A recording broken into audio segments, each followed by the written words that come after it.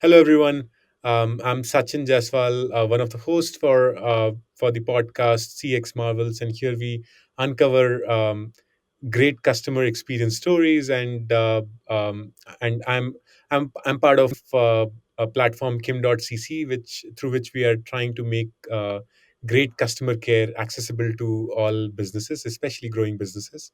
And I have built platforms for delivering customer experience at scale. And now in this journey, in this mission to help small and growing businesses and empower them with great customer service.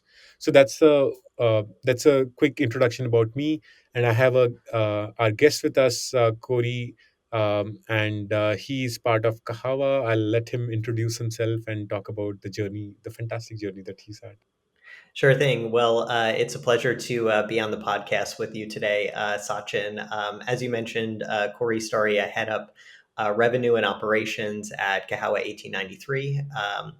We're a Black and woman owned coffee brand, started now about 6, 7 years ago. It's been a really fun ride.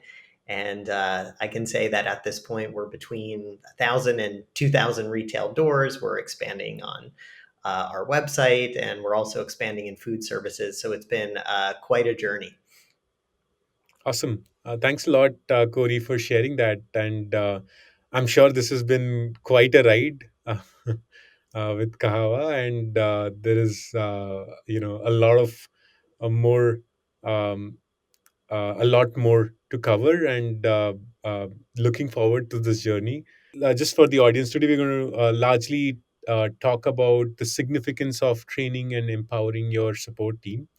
And Corey has been an expert who's graciously shared has agreed to share his valuable experience with us and for all our listeners.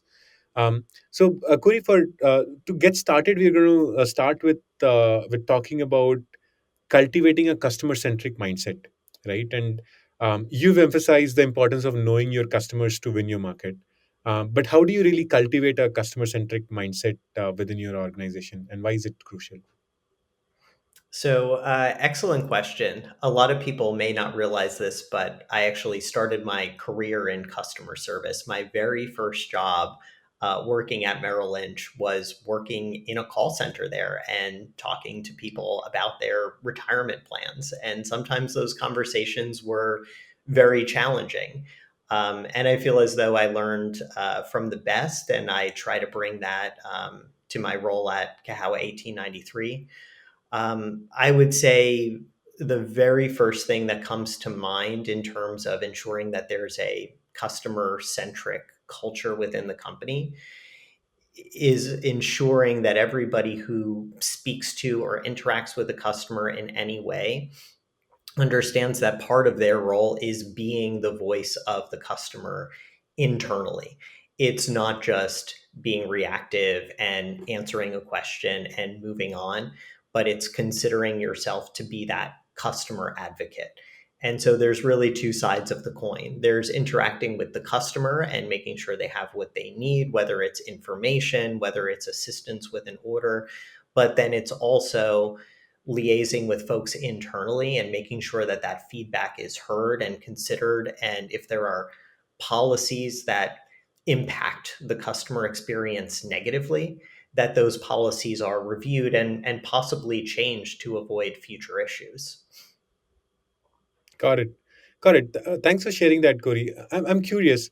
Um, have you seen an instance where, you know, just being, just by listening to a customer, you changed an aspect of the business that you did not anticipate or did not expect? For example, it could be the flavor of the coffee. It could be, how a refund flow works, or it could be about how the delivery system is built. Could you give us instances as to why customer centricity is so crucial, especially to e-commerce companies and brands such as yours? Sure. So I'd say, a couple of things come to mind. In terms of shipping, we, like most businesses, typically use the cheapest possible service when we're shipping out orders, and we've offered free shipping. So it's generally something like USPS Ground Advantage or UPS Ground. Um, we didn't foresee that creating any problems. However, we started to notice that we were getting complaints from customers in Hawaii and Alaska who said, "Hey, a year ago, I bought coffee and I got it in a couple of days. And now I'm getting it 3 weeks after I bought it. This is kind of ridiculous." And so we took a look at what was going on and we realized that after USPS and UPS changed some of their own policies at the end of last year, um, those delivery times to essentially states outside of the continental US exploded. And I would hate for somebody to order essentially a grocery item and wait 3 weeks for it. I know I personally wouldn't want to be in that position. And so, to make sure that we were still offering great service to our customers in Alaska and Hawaii, we made the internal decision that we would use USPS priority for all of those orders, regardless if the shipping was free or not, to make sure that customers in those states were still getting their orders in the 3 days after shipping. And since we implemented that policy, we haven't had any further complaints.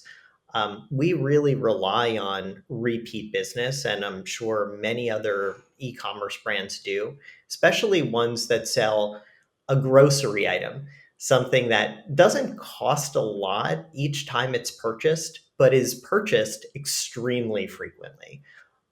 And so I would like to think that folks that get their orders a few days after being placed are much more likely to place another one. And that's very valuable to us. Yeah, absolutely. And this is a great example, Corey. I think um, just by building that customer centricity, it is possible to uncover issues and just improve your customer experience. And I think customer support is a great channel because you will keep getting new and new insights. It's the best um, source of customer feedback that's available just to amplify your experience.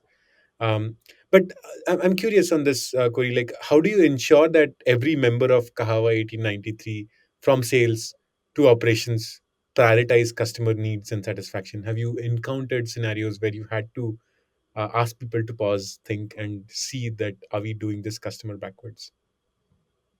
So, another great question. And I would say I don't ever anticipate there will be a time where we don't have a point in a decision making process where we stop and say, "Hey, how is this going to impact our customers?" Um, if anything, I consider that to be an important part of any kind of decision making, regardless of the topic. I recently read a book called Checklist Manifesto. It touches on the way that checklists are used in a variety of industries and the way that I use it in the realm of customer experience is we have a point of the checklist where we think about explicitly what is going to be the effect on customer service.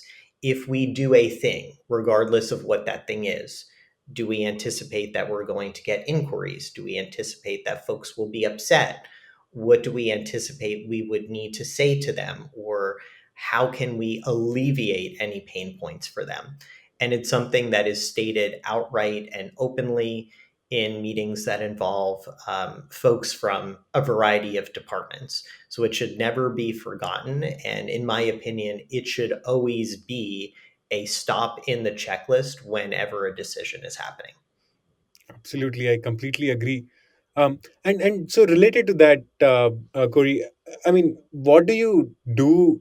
What strategies do you use to just stay aligned with customer expectations? And let's use the example that you mentioned about uh, how your business has 2 day delivery, and when people in Alaska, for example, got impacted because of USPS policies, you still wanted to deliver 2 day delivery, but why? And um, how did that become the anchor point of operations and delivery? Why did that 2-day delivery and how become the anchor point for that decision making, and how did you come to realize that this is a customer expectation and I have to meet that? I think our team does a really good job of not only looking at other brands and doing self evaluations of our own buying behavior and our own customer service experiences, but also just looking at larger market trends. I read a book called The Effortless Experience, which is all about customer service, and discusses very specific examples from some of the biggest names in DTC. One of them being Amazon, that famously has offered a really fantastic customer experience since their early days. Seeing that the market has told us that customers expect delivery quickly, whether it's same day, next day, or 2 days. In my opinion, there is no other choice. We have to meet the market. If you take a look at Amazon, their Prime delivery is lightning fast. Walmart is approaching them, and I know Target wants to be there as well.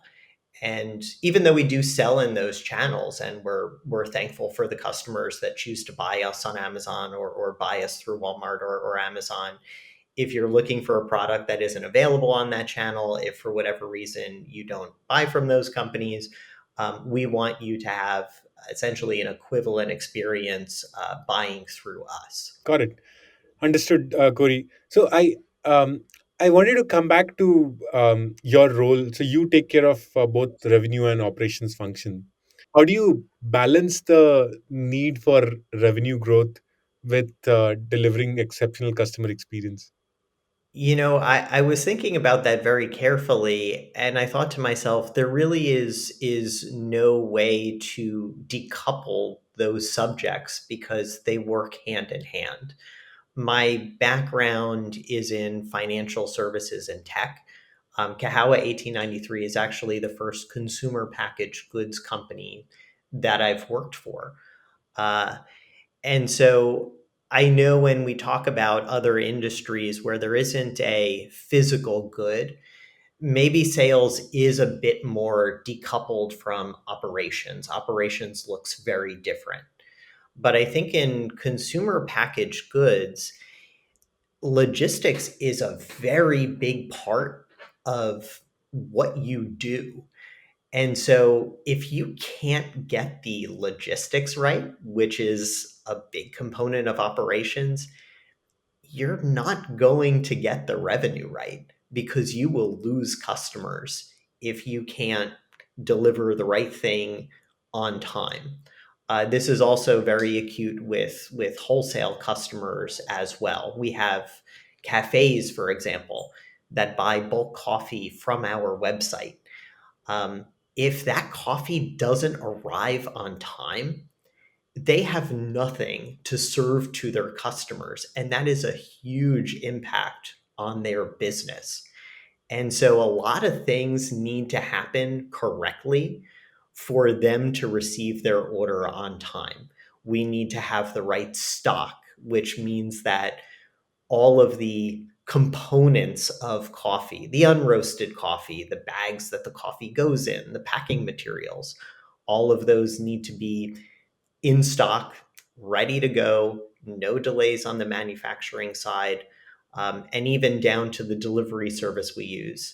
We need to use somebody reliable, somebody that we can trust to not lose or damage the package. And in fact, in New York City specifically, we use a courier service to deliver to those cafes to make sure there aren't any hiccups. Got it. Got it. Awesome. Thanks for sharing that. So I I have a slightly related strategy question. How do you choose, like, if you were to make strategic choices for revenue function, how do you choose between being an Amazon style super fast delivery versus a Temu style slow delivery but lower prices? How do you make those objective choices? It's a big challenge. I would say it comes down to brand identity. So, in my Mhm. opinion, Timu has decided that their brand identity is we offer fantastic value because we offer the lowest possible price that you will find anywhere on a particular item. And you recognize that the trade off is that shipping will be very slow. To a certain extent, I also think a brand like Uniqlo falls into that a little bit. They offer very competitively priced clothes, but I do know when I order from them, I'm probably not going to see those clothes for 2 weeks. I would say the more expensive your product is, the more onus there is on your company to deliver a wonderful experience. So you think about the other side of that spectrum. You think about a hotel chain like Ritz Carlton. Ritz Carlton is not trying to offer competitively priced hotel rooms. They Yeah. will offer extremely expensive hotel rooms, but then what they sell you on is a frictionless, completely top of the line experience. I would not necessarily say that we're the Ritz Carlton of the coffee world, but we certainly do aim to be on the more premium side of things. I do recognize, especially in today's economy, wages are depressed, inflation is up, folks are really scrutinizing their grocery bills.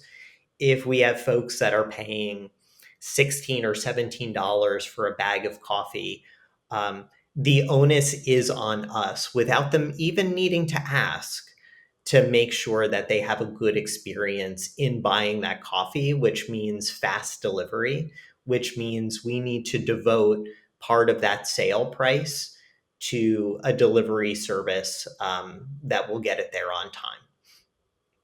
Awesome. Thanks a lot, Corey, for answering that candidly.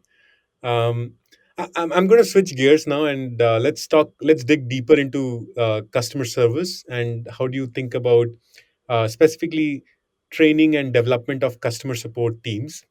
And My question is centered around, what approach do you take to ensure your support teams are equipped to excel? And how do you ensure that your customer support teams are delivering great CX? So I think nothing replaces shadowing. So in other words, somebody in the org, whether it's myself, whether it's our head of customer success, um, sitting there virtually alongside our customer service team and taking a look at tickets and reviewing responses and providing close to real time feedback to the greatest extent possible. I think customer service is a lot more complicated than folks generally give it credit for. A lot of times when a customer is getting in touch, it's not because they have a basic question like, what is the tracking number for my order? They've probably already got it in an email. They're getting in touch because there's a problem. And sometimes resolving that problem requires a certain level of judgment, and it's impossible to account for every possibility in the FAQs or even in internal documents. So, by shadowing a customer service rep over time, you can instill in them a certain level of judgment, help them see the world in a certain way so that they feel a bit of confidence in figuring out the right solution for a customer in the moment. I do take the position that sometimes when there's a negative customer service experience, I know I've been on the other side of them plenty of times. Sometimes it's a company's own policies and rigidity that is behind this bad experience. And so I do want our customer service team to feel empowered to make some judgment calls, knowing that the overall goal is to make the customer happy such that they feel confident in placing another order, even if there was a problem with the first one. Got it. Got it. Awesome. So shadowing is one of the key anchor point through which you structure the training program. But I would love to understand further, like in the onboarding process of a customer support agent, what else do you do um, to to structure this training program and to address any challenge that they would face along the process? I would say I think our head of customer success does a really great job of being a positive coach and cheerleader for our customer service team. So I think to a certain extent, it's hyping a person up and instilling them with a certain level of confidence, especially because it is challenging. I remember this from my days as being a customer service rep. I'd also say providing them with the ability to connect with other folks internally in the moment is very critical. So we have a customer service Slack channel. 100% of our employees are in this channel because 100% of employees should be aware of what's going on in the customer service world. And if there is a question, somebody has the answer. And I want that person to be able to respond very quickly to, again, help the customer service team. And then last but not least, um, even though this is not the be all and end all, nothing replaces having stuff written down. I know when I was a customer service rep, sometimes I would spend a lot of time looking for information and I would find an internal document that wasn't done or had outdated information. And there's still something to be said for routinely reviewing internal documents, routinely reviewing your own FAQs to make sure that this Bible that the customer service reps are looking at and relying on to help them in their job, that this is 100% accurate and up to date. Got it. Awesome. Thanks for sharing that, Corey. I think, especially when it comes to creating that Bible, the SOP document, this is one of the this is one of the things that most brands realize later in their journey, and I think this is definitely one of the most helpful tip that create structured documents so that it's pretty black and white on what needs to be done when. Thanks for sharing that. I wanted to double click on any tools or tech systems that you would recommend that could enhance the customer support agents' performance and job satisfaction. We've had a wonderful experience with Gorgeous. We had previously used HubSpot's customer service. I guess I would call it a module. And we also looked at Zendesk, which I was pretty familiar with from prior roles. We loved how quickly we were able to set up Gorgeous. We loved how many integrations Gorgeous has. Our customers get in touch with us through a variety of different mechanisms.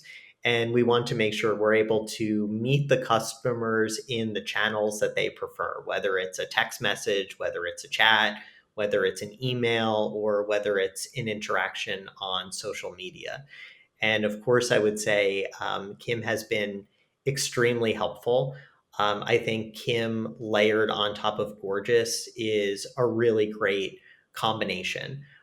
Gorgeous is a great customer service tool. What it isn't is a reporting tool.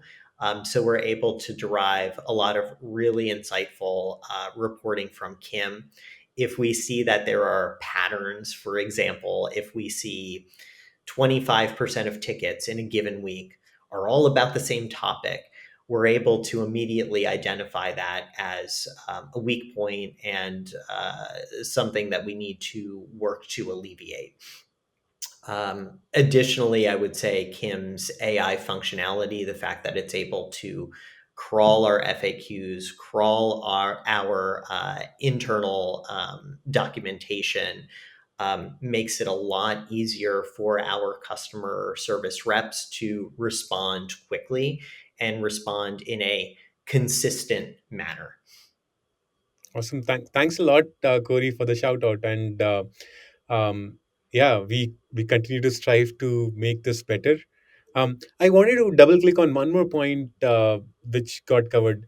How do you balance between the need for consistency in how a service needs to be delivered versus the importance of empowering agents to just go ahead and be creative in delivering a great customer experience, because sometimes you want uh, the agent to not deviate too much from the policy, but sometimes it becomes critical uh, to just wow the customer. How do you maintain that balance?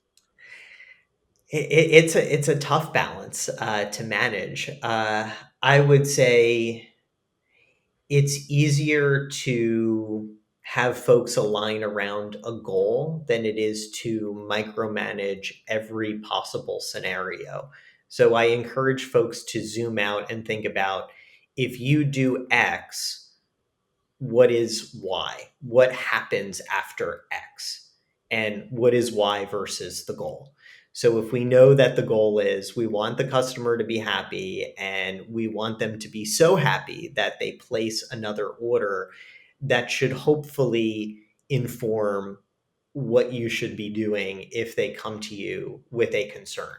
So if the concern is, hey, I just placed an order yesterday. I see that it already shipped, or I got a notification this morning that it already shipped. And only then did I realize I sent it to the wrong address. It was an old address.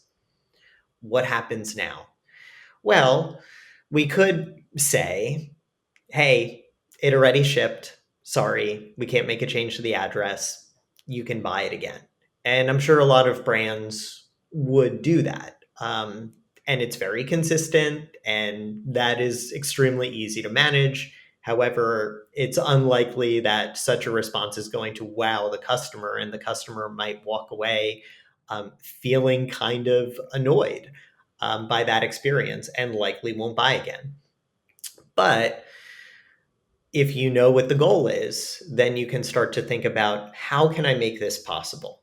So, for example, the customer service rep could ping our warehouse in the Slack channel and say, did that really go out the door, or is it just packed? If it didn't go out the door, can you unpack it and redo the label and get it out the door today to the right address? Or you could say, okay, it did go out the door, but I think it's probably worthwhile to just send a replacement package for free, knowing that if the customer gets it, they're probably going to be wowed by the experience and will likely feel comfortable placing another order. And who knows, might become a subscriber, and we might end up selling them 20 or 30 bags of coffee this year. Awesome. So goal backward is how you think about this, and that's a great framework, Corey. um, I also wanted to touch upon how do you I mean, a lot of brands actually think about customer support as a cost function. um, what's your recommendation to all such brands? How do you think about this? I think that's a very common way of looking at customer service. And my personal experience with customer service when I am the customer is that, especially over the last year, as we've seen the economy kind of struggle a bit, brands are trying to figure out way to cut costs, and customer service seems like one of the initial places to scrutinize when it comes to cost cutting. I think uh, it's short term thinking that doesn't really work long term in terms of building up a brand that people feel good about. I would say we need to look at customer service as client retention. So it really is revenue retention, dollar retention, and ties in with our revenue goals. I think that there's a pretty straightforward line between having a positive experience with our customer service team and placing more orders on our website. A CPG brand cannot succeed if it sells one item to a person once and never again. That maybe works if you're selling $2,000 purses, but it doesn't work if you're selling a jar of something or a bag of something that's 10 or $20. I say it out loud to make sure that nobody ever forgets, but we work really hard to attract customers to our website. It's not easy. Anybody who's in CPG marketing right now will tell you it's extremely expensive to acquire customers. And the last thing we would ever want to do is work super hard to acquire a customer just to lose them in some of the final stages of their journey over a bad service experience. I think if you're really leaning hard on growing your business and attracting more customers, you need to scale service at the same time. Because after you burn a bridge with somebody, it's a worst case scenario. They won't place more orders with you, but they're not a future customer either because they've already had a bad experience. Now you need to do double the work to replace them and offer whoever has replaced them a positive service experience. Yeah. Yeah, it's much better to retain an existing customer than having to keep acquire new customers. A leaky funnel will eventually empty your bucket, and that's like one of the core philosophies. And I feel that customer service is your last resort to prevent um, an angry customer, and if you are able to prevent that churn, you will make sure that this compounds positively and not negatively, that your revenue keeps growing and your business keeps growing. um, awesome. So I would love to double click on one more point, that how do you especially in today's day and age, how do you stay ahead of industry trends and anticipate future customer needs? Like how do you keep in touch with what's happening, and how do you update yourself? So I would say there's overall industry trends, and then there's trends within our own organization. And they may be aligned and they may not be. We, of course, are different than other companies. We're different than a jewelry company, et cetera. But in terms of industry trends, we do a lot of reading. As basic as it sounds, LinkedIn is a wonderful place to collect a lot of information in a really short time. Even if you're not posting, and I don't post all too much on LinkedIn, there's so much content to read. I follow other brands. I follow kind of notable influencers at those brands, whether it's somebody that runs revenue or somebody that runs marketing or customer service. Read their posts, listen to their podcasts. As a team, we're lucky to be based in New York City, and a lot of conferences happen here. In fact, I was actually just at one yesterday. It was a conference specifically for CPG companies and touched on customer experience. So there's a lot of information if you're willing to go out and get it. And there is always going to be that struggle of, well, do I answer emails, or do I learn, or do I go to a conference? And there's never enough time to do everything. But I would say you have to prioritize a certain number of hours each week on figuring out what's going on outside of the org so that you don't miss anything. You don't miss a wonderful new product or a new trend that you need to keep up with. And then internally at the org, there's a recurring meeting on the calendars of everybody on the operations team, including folks that don't necessarily directly handle customer service at all, but where customer service is a discussion.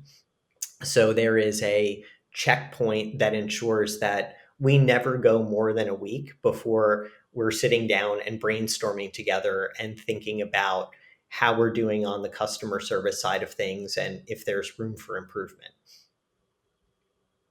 Got it. Awesome. Thanks for sharing that, Corey.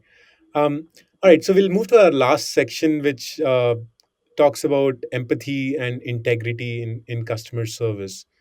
How do you instill these values in your teams? I would say when it comes to empathy, I just try to say it out loud whenever we are putting together any kind of communication that will eventually go to a customer. So that might be an email blast about a particular topic. We have a lot of folks that pre ordered one of our new products, for example. And so the onus is on us to email them with some frequency to let them know that their orders are on the way and provide updates on the shipping timeline. If we see a pattern in terms of the kind of inquiries that we're getting, we typically sit down and try to put together some templated response that we know will be used frequently because of how frequent that particular inquiry is coming up. So each time we sit down and we go through this exercise, I say out loud, remove the flowery language, remove the rigid language that sounds like it's coming from a bot, and instead talk to the customers like it's your own brother, like it's your own mom, like it's your own friend, like it's even you talking to yourself. Um, get to the point, but do it with some empathy and make them excited about Kahawa. Don't be afraid to say something at the end like, we're so excited to share Kahawa with you, or we can't wait for you to try the coffee. Really pump them up. That alone, I think, does a lot because it's very easy for a person who's sitting there answering ticket after ticket to kind of lose a little bit of focus, maybe just get tired or just want to get the ticket out of the way. So it's just always helpful to have that reminder to say out loud, remember to talk to people like they are people that you know and not just an anonymous voice on the other side of the computer screen. Got it. Got it. Awesome. Thanks for sharing that, Corey. So focus on individuality that particular customer inquiry deserves. That's the key message that I'm taking away. Just a related question to this, Corey. I'm sure there would have been scenarios where you have had to take tough decisions that would not be in the favor of a customer, right? For example, someone had repeat offensive behaviors and they ordered something and they are asking you to refund when it's not really the brand's fault. How do you ensure empathy in scenarios like these, along with maintaining a clear stance on policy? You can't always distribute a refund or a replacement. In such scenarios, how do you balance empathy with the company policy? That's a tough one. And I will say, as much as I want 100% of the people that contact us over an issue to walk away happy, the reality is you'll never get 100%. There is somebody who's going to be a little bit challenging or want something that we really can't provide. I think one item that comes to mind is a person that had a subscription, went on vacation, had their stuff delivered while they were on vacation, and then complained to us that they did in fact get it. It was there waiting for them, but they were unhappy that the box was outside for a period of time and told us that they not only wanted, and it was like $80 worth of coffee, I think. So they not only wanted a replacement box, but they also wanted us to proactively get in touch with them before every shipment to confirm if they would be home. So realistically, it's just not possible to do that.